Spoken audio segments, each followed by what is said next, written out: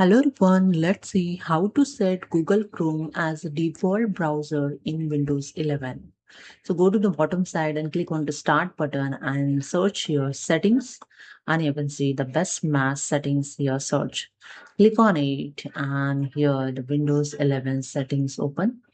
Go to the left hand side and click on the apps option, and here click on the defaults apps option, and here you can see set default for application. You can search your application and you just scroll and select here your application. So here I select the Google Chrome and click on it, and you can see the make Google Chrome your default browser.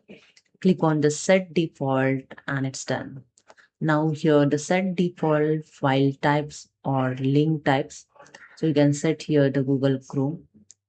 So I'll click on here, select the Chrome, set default. I click on here and set the default Google Chrome.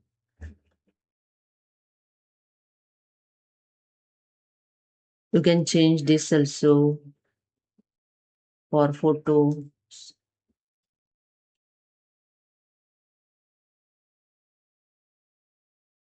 So I select this and it's done. Okay.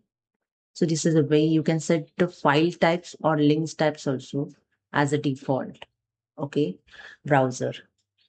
So hope you understood. If you like this video, subscribe my channel. Thank you.